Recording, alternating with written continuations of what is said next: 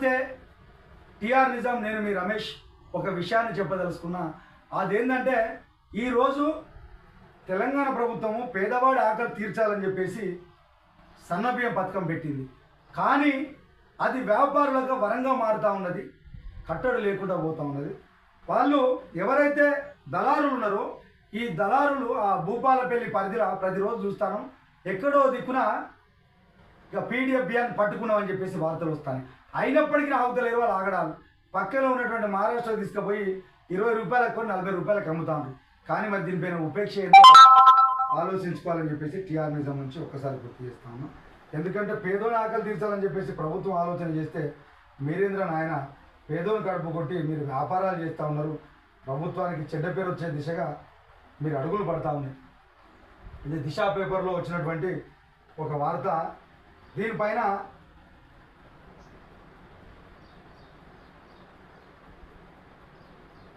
అసలు విచారణ చేయాల్సిన అవసరం ఉంటుంది. పేద కుటుంబాలకు సన్నబియ్యం కడుపు నిండా తిని ఆనందంగా ఉండాలనే ఉద్దేశంతో ప్రభుత్వం సన్నబియ్యం కార్యక్రమాన్ని ప్రవేశపెట్టింది. అది కాస్త దళారులకు ఆదాయంగా మారింది. భూపాలపల్లి జిల్లాలో ప్రతిరోజు అధికారులు ఏదో దిక్కున సన్నబియ్యాన్ని పట్టుకున్న కేసులు నమోదు చేస్తున్నప్పటికీ ఆ వ్యాపారులు మాత్రం తమ దందాన్ని కొనసాగిస్తూనే ఉన్నారు. కానీ ఎక్కడైతే ఆపుతలేదు.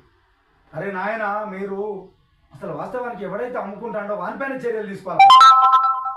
నీకు నిజంగా ఆ బియ్యం నీకు అవసరం లేనప్పుడు ప్రభుత్వము నీ పైన భారంగా నీకు ఆల్రెడీ నీ పైన ఖర్చు చేస్తూ ఉన్నది.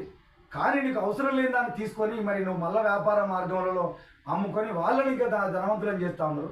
ఈ ప్రభుత్వం చూడాలి. ఎవడైతే బియ్యం అమ్ముతా ఉన్నాడో ఫస్ట్ వానిపైన చర్యలు తీసుకోవాలి. నువ్వు నిజంగా నీకు అది బియ్యం అవసరం లేదు. ఈ కార్డులు ఇచ్చినప్పుడు కూడా ప్రభుత్వం ఆలోచించాలి. అసలు వీడికి కార్డు అవసరమా, ఎంతవరకు అవసరం, కార్డు ఇస్తే నీకు ఉపయోగమా అని చెప్పేసి చూడాలి. కానీ అమెరికాలో పిల్లలు ఉంటారు, వానికి బియ్యం కార్డు ఇస్తారు. 100 ఎకరాల బియ్యం ఉంటుంది, తెల్ల రేషన్ కార్డు ఇస్తారు. ఎందుకంటే మీకు ఓట్లు పడాలి కదా. ఓట్ల కోసం మీ తతంగం అంత ఉంటుంది. ఓట్ల కోసమే కదా మీ తతంగం. నిజంగా ఇదంతా జరుగుతుంటే పక్కదారి పట్టడానికి ప్రభుత్వాలు కాదా? అవసరం లేని కార్డు ఇచ్చి బియ్యం ఇస్తే అది ఎటుపోతుంది, ఇంకా తన ఆలోచన లేకపోతే ఏం చేస్తారు? నిజంగా పేదోని ఆకలి తీర్చేటువంటి దాన్ని ఒక పేదోనికి 4 కిలోలు ఎక్కువే వాడు తిని మిమ్మల్ని గుర్తుపెట్టుకుంటాడు.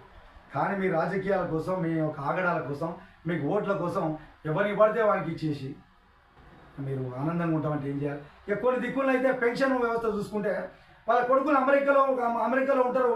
భార్య భర్తలకి పెన్షన్ వస్తూ ఉంటుంది, తల్లిదండ్రికి పెన్షన్ వస్తూ ఉంటుంది. కొడుకులేమో పెద్ద పెద్ద ఉద్యోగాలు చేస్తూ ఉంటారు.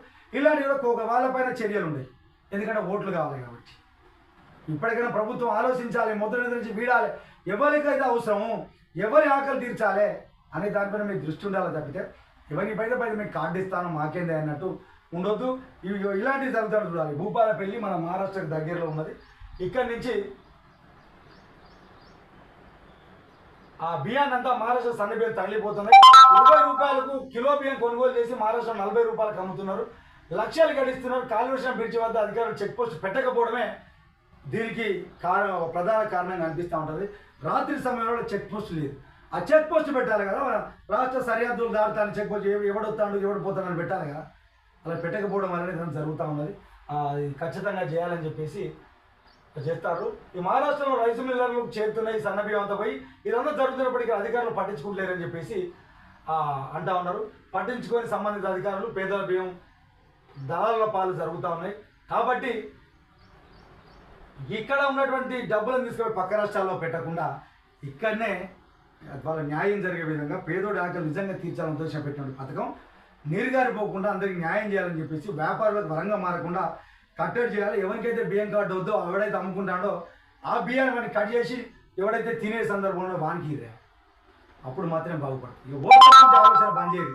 మీరు మంచి అయితే మీకు ఓట్లు ఆటోమేటిక్గా పడతాయి. ఎవడైతే రేపు పొద్దుగా మంచి అయితే ఎందుకు ఓటేయడు మీకు? ఆ దిశగా అడుగులేయాలని చెప్పేసి టిఆర్ నిజం నుంచి గుర్తు చేస్తాను. ఈ కట్టడి చేయకపోతే మీరు ఆర్భాటలో పోయి పోతే మన అధికారులు ఉన్నారు, అధికారులు జీతాలు వస్తున్నాయి. మరి మీరు కట్టడి చేయడానికి అంతర్యం ఏదో ఒకసారి ఆలోచించుకోవాలని చెప్పేసి టిఆర్ నిజం నుంచి గుర్తు చేస్తాను.